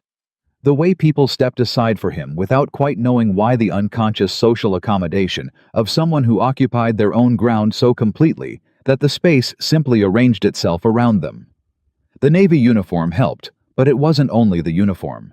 It was something anterior to the uniform, something the uniform had found and formalized rather than created. Ron Briggs had come back from the bar and was now standing near the lobby doors with a bourbon in his hand, watching the suited men through the glass with the fascinated discomfort of someone watching an accident reconstruction on the highway. He came back to the table when he saw James returning. "So they're actually," he said, sitting down, gesturing vaguely toward the lobby. "Like this is actually—" "It appears so," James said, setting 2 glasses of water on the table and sitting down. "I mean, I've known Grant Harlow peripherally for years," Ron said, "through the alumni network. He's been on the association board. He gave the keynote at the 15-year reunion. He shook his head. "He seemed credible," James said. "Yes, that's the specific skill set," James said. "Not competence, not genuine achievement, credibility, the performance of reliability. Men like that are very good at calibrating their presentation to the expectations of their audience. They give people exactly what those people need to see in order to trust them." He looked at his water glass. "I've encountered it in the field. The most dangerous informants are never the ones who seem suspicious. They're the ones who seem trustworthy." Ron absorbed this. "How did you know about Harlow specifically?" "I didn't initially," James said. "I knew about Daniel Rourke because of Thomas Garrison. Thomas had a connection to someone who had been defrauded by the Maryland Project. One of the early investors. Thomas spent the last 2 years of his life trying to help that investor recover what he'd lost, which is how he became aware of the federal investigation, which is how his name ended up in a case file I was asked to review by someone who knew I was good at pattern analysis." He paused. The connection to Harlow was in the documentation. It took time to verify, but once it was verified, it was clear. The question was timing. "And you timed it for tonight," Ron said. "Tonight was already scheduled," James said. "I arrived for a different reason. The timing of the federal contact was, I facilitated that. I made a call this afternoon to someone I trust in the relevant office, and I told them where Harlow would be tonight and who would be in the room with him." He looked at Ron steadily. "I told them it was important that it happen publicly, that the people who had benefited from proximity to this man should see in the same room and at the same time what proximity had actually cost them." Ron was quiet for a long moment. That's a hard thing to do deliberately." "Yes," James said simply. "Why, you could have just reported the information. Let the process work. Why come here? Why make it public?" James said. "Yes." James looked at the room, at the clusters of people, the low, urgent conversations, the evening reconstructing itself around a new reality. Because men like Grant Harlow have operated in rooms like this one their entire careers, rooms where the social contract protects them, where the shared investment in the appearance of success means no one asks the questions that would disturb it, where being credible is the same as being good. His voice didn't change in temperature, but it changed in weight, the way water changes when it deepens. Thomas Garrison grew up in a room like this one. He came from this world, and he left it. And he spent the rest of his life doing small, invisible things for people who couldn't get into rooms like this one. And nobody in this room knew that about him. Nobody celebrated it. It didn't appear in his alumni profile. He picked up his water glass. "I thought the room should see at least once the cost of the story it's been telling itself." Nora had been listening to this quietly, the way she listened to everything, not passively, but with the active, absorbing attention that was the foundation of her work.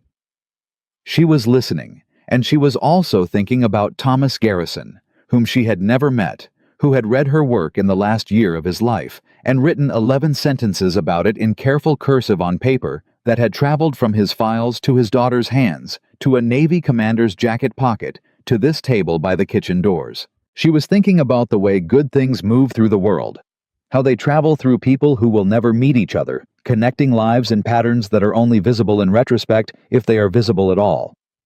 "I want to meet his daughter," Nora said. Both men looked at her. "Thomas's daughter," she said. "The one who gave you the letter. The one who wants to restart the foundation." "Margaret," James said. "Margaret Garrison. She lives in Annapolis." "I want to meet her," Nora said. "Not about the foundation, not initially. Just, I want to meet her.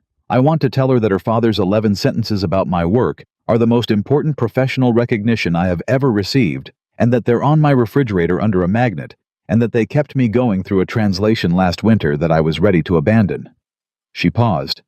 She should know that her father's attention mattered, even after he was gone. Especially after he was gone. James looked at her with the expression she had begun to recognize, that small, almost invisible adjustment around the eyes that meant he was moved and would not perform being moved. "I'll give you her number," he said. "Thank you." "She'll want to meet you," he said. "She's been hoping she asked me to find you. Not just to show you the letter, to find you. She wanted to know what happened to the translator her father believed in." Nora looked at the table, at the white linen slightly disturbed now by the evening's events, a water ring near her glass, a small fold where the tablecloth had been nudged. "And what did you tell her when you found me?" "I told her I'd report back," he said. "I haven't had a chance yet." "What will you tell her?" He was quiet for a moment, and she felt his pause, the way you feel the pause before a sentence in a foreign language that you've been struggling to understand suddenly becomes clear as a kind of held breath, a moment of almost, "I'll tell her," he said, "that her father was right about everything." The kitchen doors opened behind them, and a server emerged with a tray of coffee and dessert, the evening's scheduled programming continuing stubbornly alongside its own unraveling.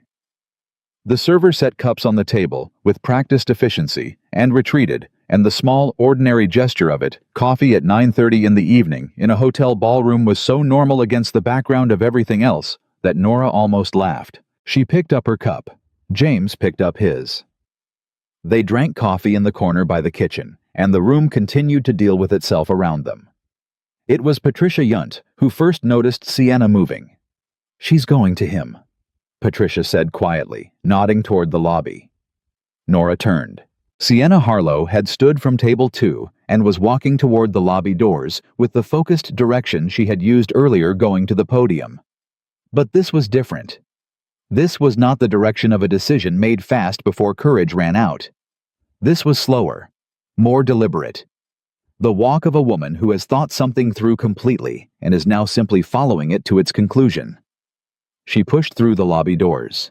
Through the glass they could see her approach Grant, who was still with the suited men. The conversation now clearly formal, the body language of all parties unmistakably official. They watched Sienna walk up to Grant's side and say something to him. They watched Grant turn to her with an expression that was difficult to read through glass and distance, but that contained something Nora had not expected to see on that particular face. Shame. Grant Harlow looked at his wife with shame, and Sienna, who had come. Nora thought who had come to stand beside him, to present the united front that women in her position learned early and practiced constantly.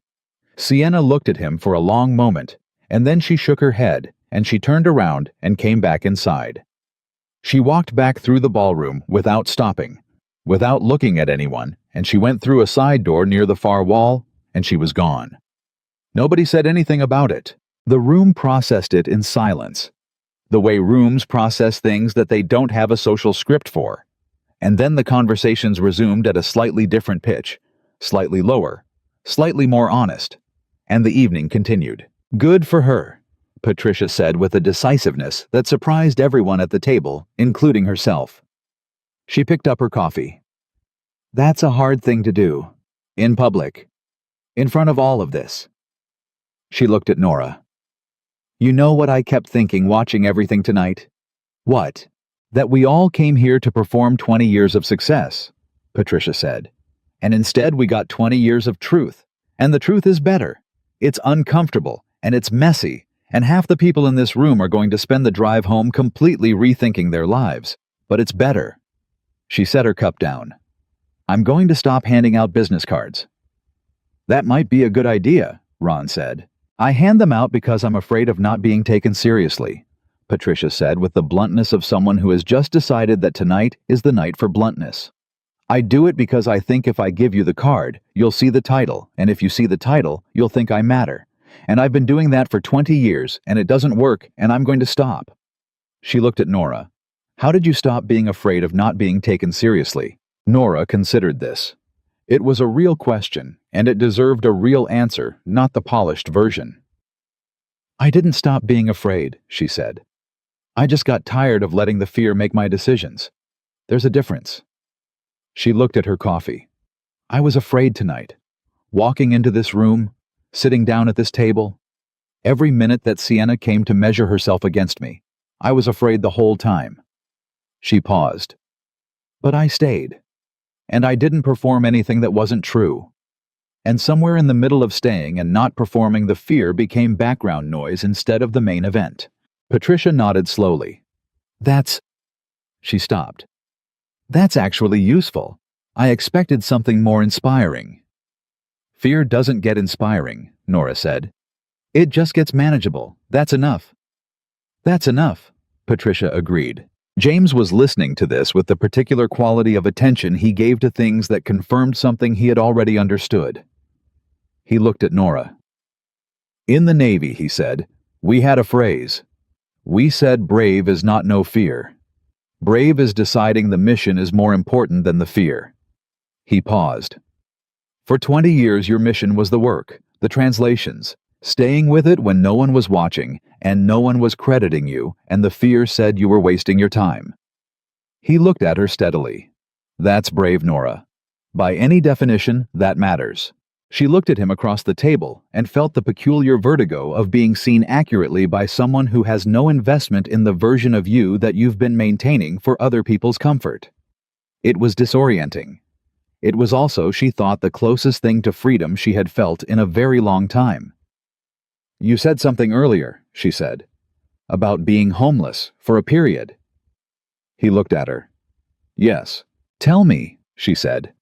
Not because I need to know, because I think you need to say it. In a room where people spent all evening performing the distance between themselves and anything that looked like failure. She held his gaze. Tell me what that was like. He was quiet. Not the quiet of reluctance, but the quiet of a man choosing his words with the care they deserve. I was 22, he said. I had grown up without much structure. My mother was gone by the time I was 12.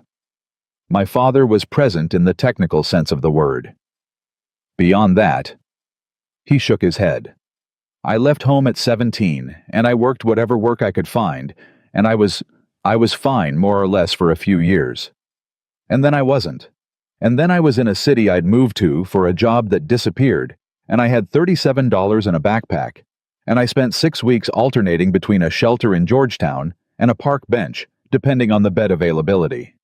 He said it the way he said everything, not for effect, not to elicit a particular response, just plainly, with the precision of someone who has processed a thing fully enough to report it accurately. I was not a person who asked for help easily. I still am not. And I had convinced myself that the situation was temporary, and I could manage it, and I would find a way through on my own. But you didn't, Nora said. Thomas Garrison found me, he said. He wasn't looking for me specifically. He worked one evening a month at the Georgetown shelter. He wasn't doing it for social credit or tax reasons, or because his firm required community service hours. He did it because he thought it was the right use of a Thursday evening. The almost smile came and went. He sat across a table from me, and he asked me what I was good at, and he actually waited for the answer. He didn't assume. He didn't project. He asked, and he waited, and he listened. James looked at the table.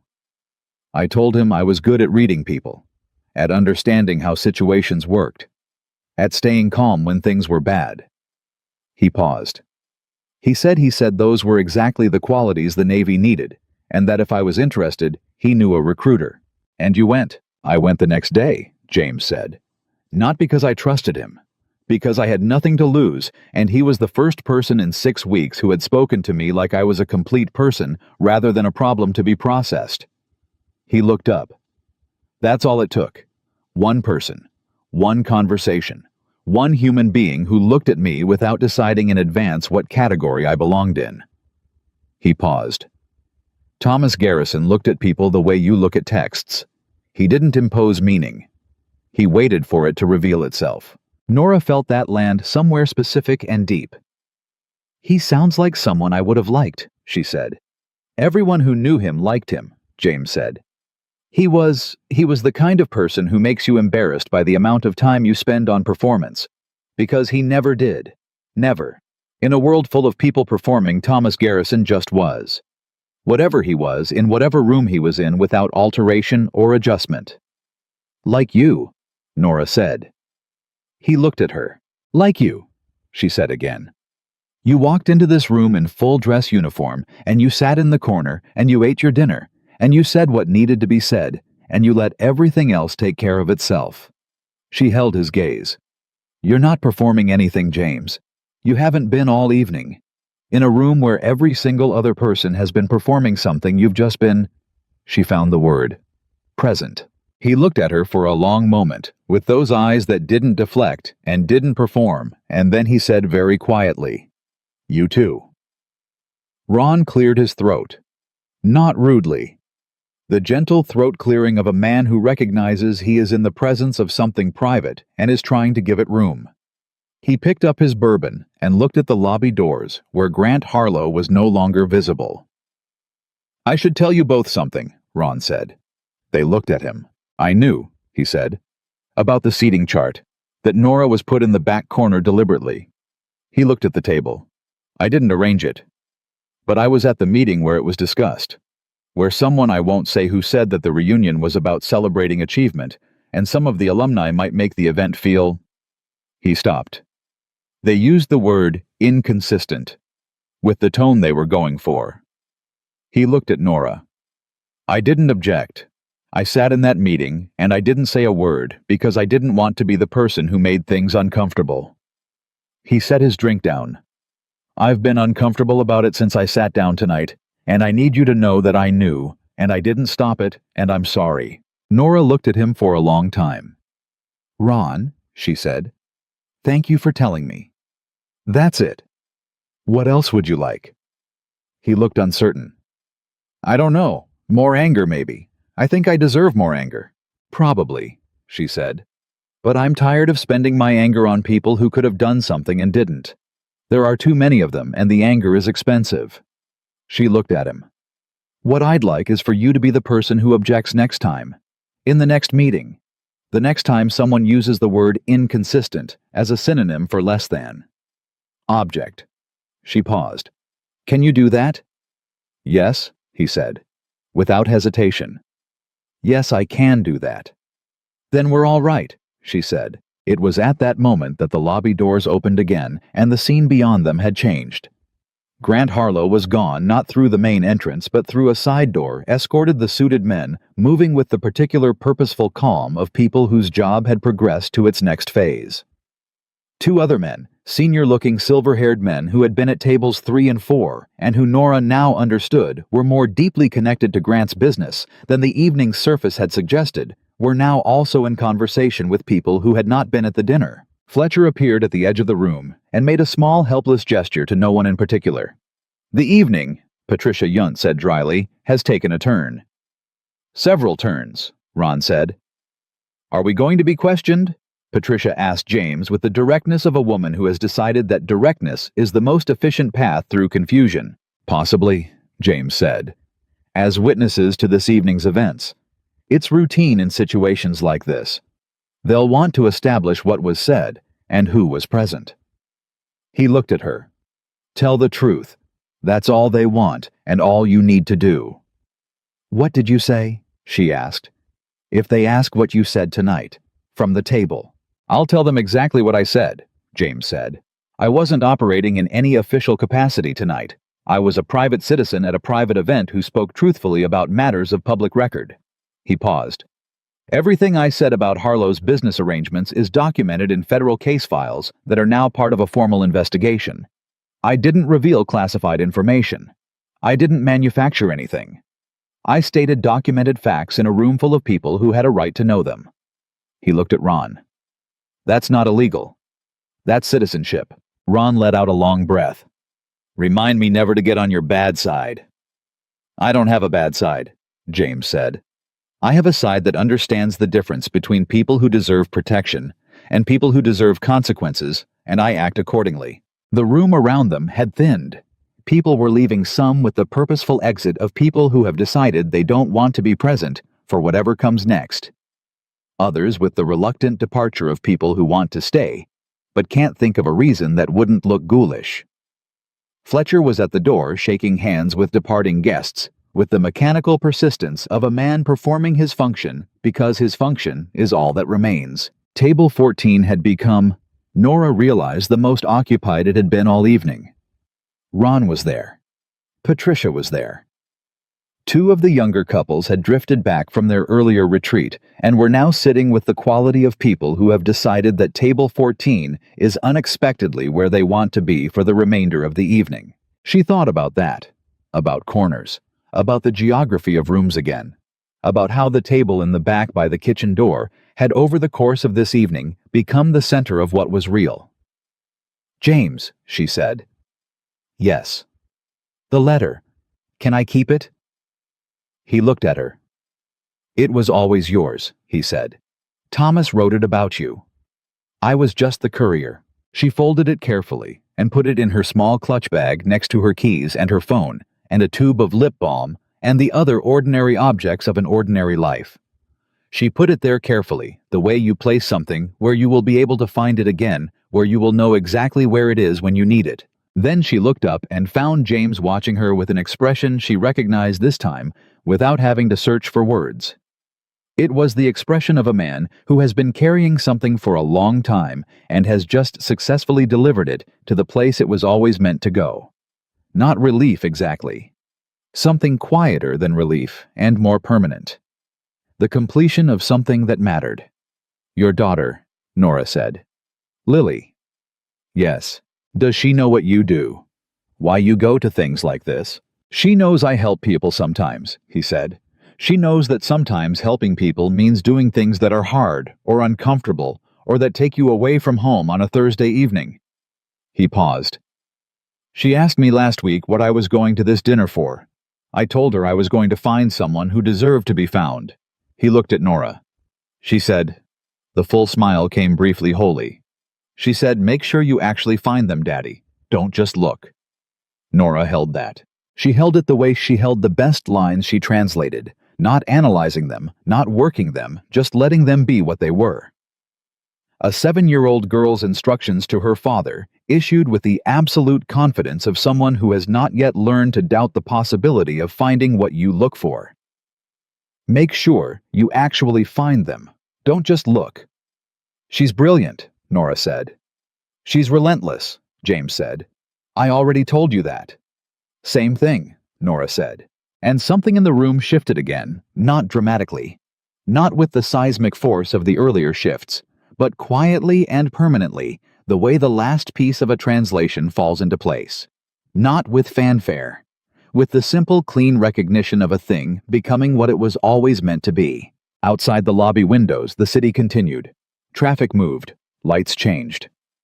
The Grand Meridian Hotel stood at the edge of downtown the way it always had, indifferent to the small revolutions that occurred inside it, the private collapses and recoveries of ordinary people in extraordinary moments. The letters carried in jacket pockets across years, the words finally said out loud that had been waiting for 20 years to be spoken. And at table 14 in the corner of the room where the honest people had ended up, two people who had spent their lives doing invisible work sat with their coffee going cold and said nothing for a while, because sometimes the most important things don't need to be translated at all. They just need to be witnessed. Part 5. Fan Ket Tok Lưu ý viết 4.200 đến 4.500 từ liên kết liền mạch với các phần trước trong câu chuyện pha hội thoại tạo thành một câu chuyện liền mạch khi ghép lại. Mỗi phần liền mạch với phần trước, không giới thiệu lại câu chuyện ở đầu phần mới. Liên kết các phần của câu chuyện một cách liền mạch. Sử dụng câu chuyện tiếp giữa các phần.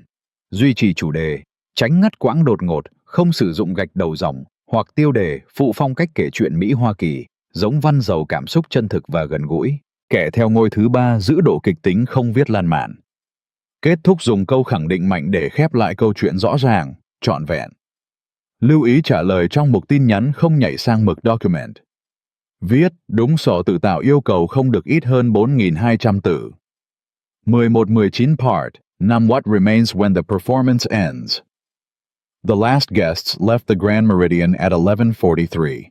Nora knew the time because she had looked at her phone when Fletcher finally turned off the podium microphone and the ambient music that had been playing underneath the entire evening. That particular brand of tasteful, forgettable hotel jazz that exists to fill silence without drawing attention went quiet. 11:43. She had arrived at 7:14. 4.5 hours. She had lived more in 4.5 hours than she had lived in some entire years. The ballroom was not empty yet. The hotel staff moved through it with the efficient, practiced rhythm of people dismantling an event, clearing glasses and folding napkins, and collapsing the architecture of an evening back into the neutral space that would become something else tomorrow. Fletcher stood near the entrance with his clipboard signing off on something with the concentrated relief of a man whose crisis had passed and who was now dealing only with paperwork, which was a crisis, he understood. Table 14 had held longer than most. Ron Briggs had left at 11:15, shaking James's hand with the particular grip of a man who has revised his opinion of another person substantially upward and wants the handshake to communicate that. He shook Nora's hand too, and then thought better of it and hugged her briefly, which surprised them both. And then he left without looking back, the way people leave when they're afraid that looking back will undo something they need to hold on to. Patricia Yunt had gone a few minutes later, having given Nora her business card. The last one, she said, the very last one, and then she was going to have new ones printed without the title and only her name and her direct line because she was done letting a job title speak for her before she got the chance to speak for herself. She had hugged James too, which had clearly surprised him more than it surprised anyone else, and she had said with the directness she had been practicing all evening, "You're a good man, Commander. Your daughter is lucky." And then she was gone. The younger couples had drifted out in pairs quieter than they had arrived, with the particular quality of people who have witnessed something they will be processing for weeks. Now it was only Nora and James at table 14 and a hotel staff member named Marco. His name tag said Marco, and he moved through the room with the cheerful competence of someone who had seen stranger evenings than this one, and expected to see stranger ones still, who was collecting centerpieces from the empty tables and stacking them on a cart. "We should go," Nora said. "Yes," James said. Neither of them moved. She looked at the room. At what remained of it, the white linens going soft at the edges, the half-empty glasses, the centerpieces that Marco had not yet reached. The podium where Grant Harlow had stood and told a joke and started a chain of events that would occupy federal attorneys and financial journalists and former business associates for the better part of the next 2 years. The platform where Sienna had stood afterward with the microphone and done the harder, braver, less calculating thing. "What happens to Sienna?" Nora said. Not to James specifically, more to the room, to the question itself. James considered it seriously, the way he considered everything. "She has resources of her own," he said. "Family money independent of Grant's firm. She's educated and she's socially connected and she's tougher than she's allowed herself to be for a very long time." He paused. "What happens to her is mostly up to her. The question is whether tonight was enough to make her choose differently." She turned away from him, Nora said. At the lobby, she walked away. "That's a start," he said. "It's a significant start. But walking away in a hotel lobby in front of witnesses is one thing. What she does Monday morning, and the Monday after that, and the Monday after that." He shook his head. "That's where character actually lives, in the Mondays." Nora thought about her own Mondays. 20 years of them. The small apartment above the dry cleaners, the morning coffee. The open document, the foreign text waiting to be unlocked. The Mondays when the work was going well, and the language was cooperating, and the meaning was flowing cleanly from one form to another. The Mondays when it wasn't, and she sat for 3 hours and produced 4 sentences and deleted 2 of them. The Mondays after a rejection or a contract that didn't materialize, or a review that praised the author and forgot to mention the translator entirely. She had shown up for all of them. "In the Mondays," she said. "Yes, that's right." James reached into his jacket pocket and produced a small card. Not a business card, a plain white index card with a phone number written on it in the same careful, deliberate handwriting she had seen on Thomas Garrison's letter. He set it on the table in front of her. "Margaret Garrison," he said. "Her number. She lives in Annapolis. She's expecting you might call." Nora picked up the card. "You already told her." "I sent her a message during the intermission," he said. "I told her I had found the person Thomas wrote about. I told her she should expect a call.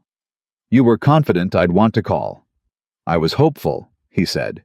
And then with the ghost of the full smile, "I was also fairly confident." She looked at the card. At the number. At Margaret Garrison's name written in James Whitfield's handwriting, which was its own kind of translation, one person's careful attention carrying another person's name through time to someone who needed to receive it. "James," she said. "Yes. The other night on the train from Baltimore. The 2 translations you read." "Yes." "Which ones?" "The Kowalski novel," he said. "The one about the beekeeper, and the Moldovan collection, the short stories." She looked at him. "Those are my 2 hardest," she said. "The Kowalski was 3 years of work. The Moldovan collection I almost quit halfway through. The dialect was, there's a regional dialect in the northern part of Moldova that has no established translation conventions. I had to invent conventions, and then be consistent with them across 22 stories, without the reader ever knowing there were no rules before I made them." "I didn't know that," he said. Reading it. "That's the point," she said. "If you can tell I failed." "I couldn't tell," he said. "What I could tell was that the stories felt inevitable, like they had always existed in English, and I was simply encountering them for the first time." He paused. "I didn't know enough to know that was a technical achievement until you just described it. But I felt it." He looked at her. "That's what Thomas meant, in the letter. He said your work felt inevitable. That's the word he used." Nora pressed her lips together. She was not going to cry. She had decided this an hour ago, and the decision was holding. But it was holding the way decisions hold when they are being tested continuously and have been winning so far, but are not certain of winning indefinitely. "He used that exact word," she said. "Inevitable," James confirmed. "Twice." She breathed. In, out. The way you breathe when you are keeping something from spilling. "Okay," she said. "Okay." Marco, the staff member, reached their table with his cart. He looked at them with the pleasant neutral expression of a man who has learned not to read hotel guests and their emotional states. "Are you finished, ma'am, sir?" "Yes," James said. "Thank you, Marco." Marco collected the centerpiece and moved on, and the table was suddenly just a table, just a white linen surface with 2 water glasses and 2 cold coffee cups, and a small card with a phone number on it. The entire geography of the evening reduced to its essentials. They stood.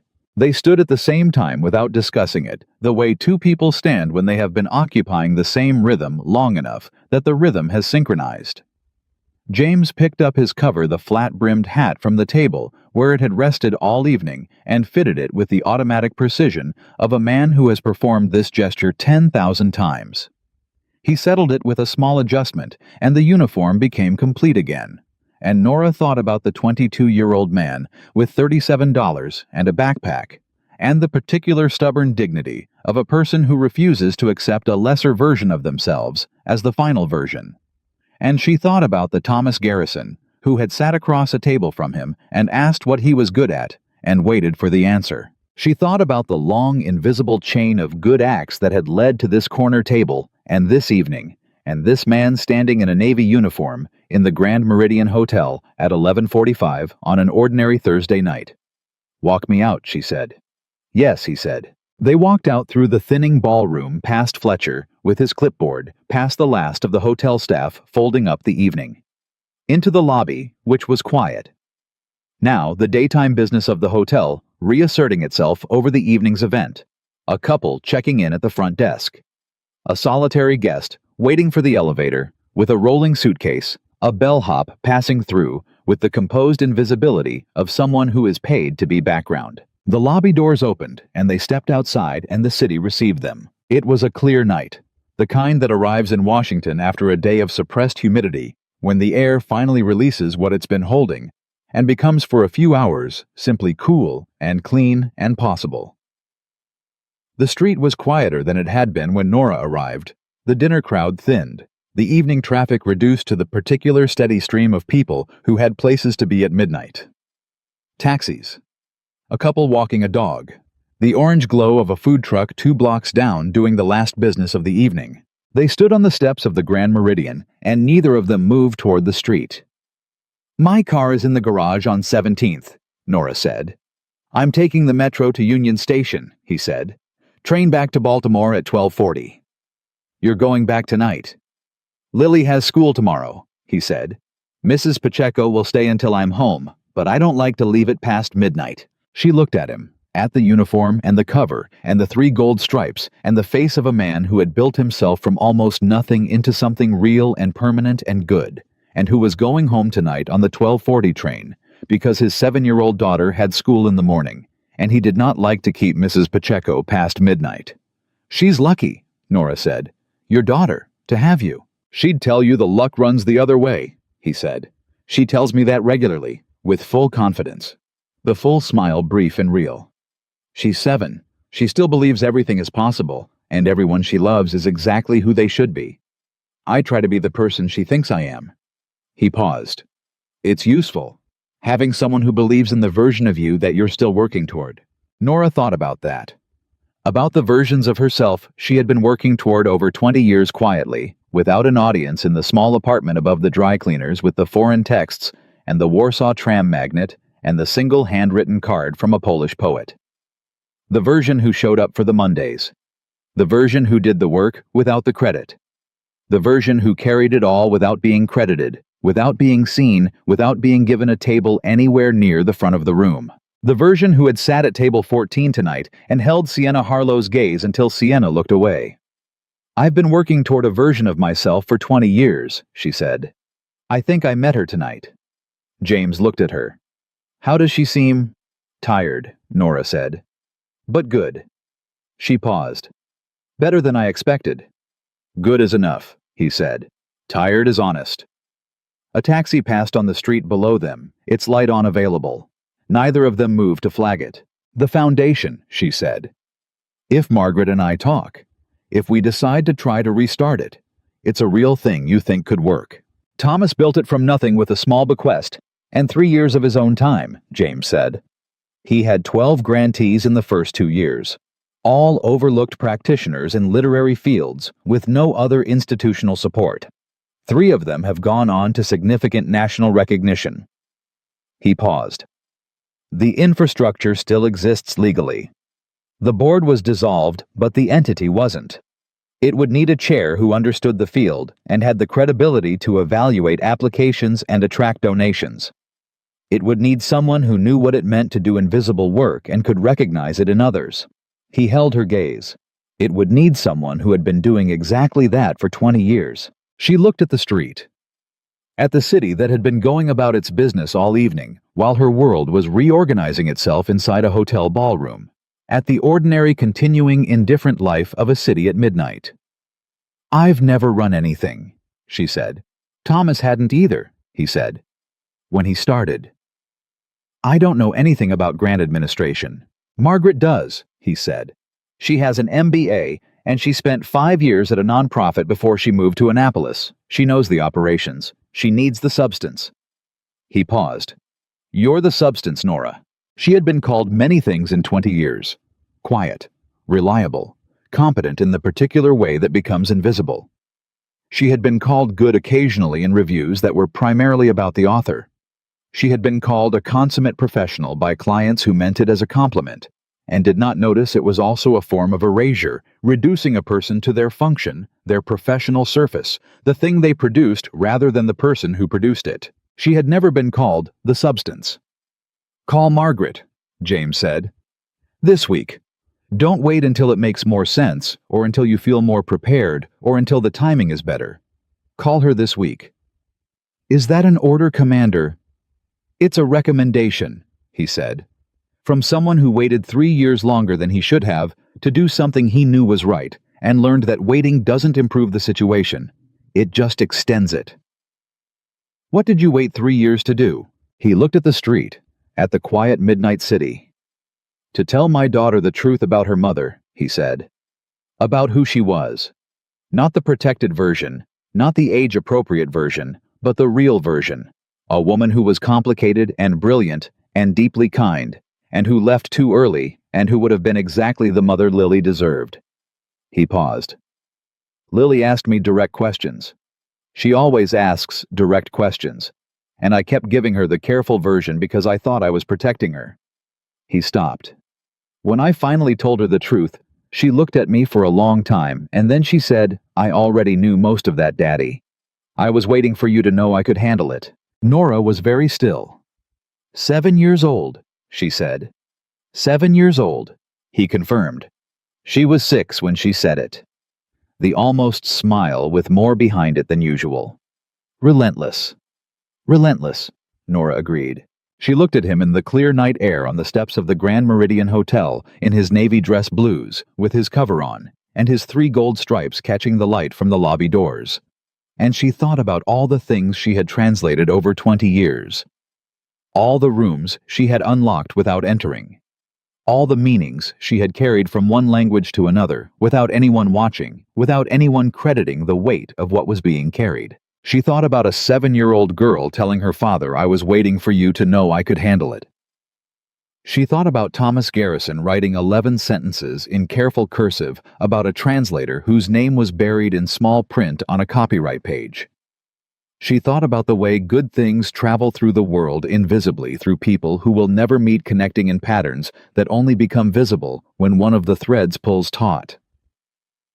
"James," she said. "Yes, I want to meet Lily." He looked at her, the full attention, the eyes that didn't deflect. "She'd like you," he said.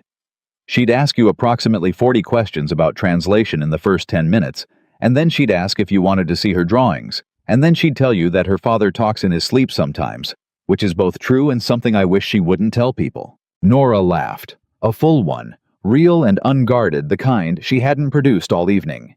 It surprised her, the way the real laughs always do, arriving before you've decided to let them, bypassing the filter entirely. "I want to meet her anyway," she said. "Then you will," he said, simply, as though it were already decided, as though the decision had been made somewhere earlier in the evening and was only now being stated aloud. She nodded. A silence fell between them that was not uncomfortable. The particular silence of 2 people who have said the necessary things, and are now simply being present together at the end of a long evening on the steps of a hotel in a clear night, in a city that has been going on without them, and will continue to go on without them, and has no idea what occurred inside the building behind them. "Thank you," she said, "for sitting down at table 14. "It was the right table," he said. "Everyone else thought it was the wrong one." "Everyone else was wrong," he said. "Table 14 was where the honest people were, the corner by the kitchen. In my experience, that's always where the honest people end up, because the honest people don't fight for the front tables. They sit where they're placed, and they do the work, and they wait." He paused. "The problem is the waiting." "What's the solution?" "Stop waiting," he said. "That's it. That's the whole solution. Stop waiting for the room to notice you, and start deciding that your work is worth doing, whether the room notices or not. And then one day—" He looked at her steadily. "One day, the room runs out of other options, and it turns around, and there you are. And everything you built in the invisible years is still standing, because it was built for real, not for the room." She looked at him for a long moment. At the man who had been homeless and become a commander, who had raised a daughter alone after devastating loss, who had carried a dead man's letter in his jacket pocket for 8 months because the debt of a good act is never fully discharged, who had sat in the corner of a ballroom by the kitchen doors and changed the entire evening without raising his voice above the level of ordinary conversation. "I built it for real," she said. 20 years of it. "I know," he said. "I read it on the train." She reached into her clutch bag, and her hand found the folded letter before it found anything else. The way your hand finds the thing you need when you know exactly where you put it. "Go catch your train," she said. "Don't keep Mrs. Pacheco past midnight." "Call Margaret Garrison this week," he said. "Don't wait until it makes more sense." "It'll never make more sense," she said. "No," he said. "It won't." He came down 2 steps, and he stopped, and he looked at her, and she looked at him. And what passed between them in that look was not something that needed translation, because it was already in the only language that was never locked. The language that requires no conventions, and no invented rules, and no careful reader to carry it from one form to another. It was simply there, simply true. The way the most important things are, when you finally stop performing around them. He touched the brim of his cover, a small, precise gesture, formal and genuine at the same time. And he turned and walked toward the metro, the navy uniform moving through the midnight city with its particular quality of quiet authority. And she watched him go until the crowd absorbed him, and he was part of the city, part of the ordinary continuing life of a Thursday night in Washington. She stood on the steps alone, the cool air, the street below, the letter in her hand. She looked at the city, and she felt for the first time in 20 years that she was fully occupying the space she stood in, not apologizing for it, not performing something other than what she was, not waiting to be noticed or credited or placed at a better table. Just standing on the steps of the Grand Meridian Hotel at 11:51 on a Thursday night in a simple white silk dress, with a letter in her hand that a stranger had written about her work, thinking about a 7-year-old girl who asked 40 questions at a time and told her father the truth about what she already knew. She walked down the steps. She walked in the direction of the parking garage on 17th Street, through the clear night past the food truck and the dog walker and the taxi and all the ordinary life of a city that had not paused for any of it. She walked with her shoulders straight and her head up and the letter pressed between her palm and the clutch bag, and she thought about Monday, about her desk and her open document and the new translation she had accepted 2 weeks ago. A young Hungarian novelist, a debut work, a locked room with no windows, and a door that opened inward. She thought about sitting down at her desk on Monday and opening the file and beginning. She thought about calling Margaret Garrison before the week was out. She thought about a reunion invitation that had arrived in a plain white envelope with gold lettering that she had held for a long time before opening, that she had almost thrown away, that she had instead tucked into her bag and carried to an event she had dreaded and stayed at until nearly midnight. She thought about what it means to stay, to show up, to take the table you're given and do the work that no one sees and trust not blindly, not naively, but with the earned confidence of someone who has survived the years when trust was hard, trust that the work is real even when the room doesn't see it. Because the room always runs out of other options eventually, and when it turns around, you are there, still standing. Everything you built in the invisible years still intact, still honest, still true. That is not a small thing. That is everything. Nora Calloway walked into the Washington night, and she did not look back at the hotel, and she was not the same person who had walked into it 4.5 hours earlier. And she knew it, and she carried it forward, and that act of carrying what you have finally claimed, of refusing to set it back down, of walking into the rest of your life with both hands full of what was always yours. That is how invisible people finally become permanent, not with a single dramatic moment, not with the applause of a room finally paying attention, but with one step and then another, and then the decision made quietly, made alone, made for real, to never be invisible again.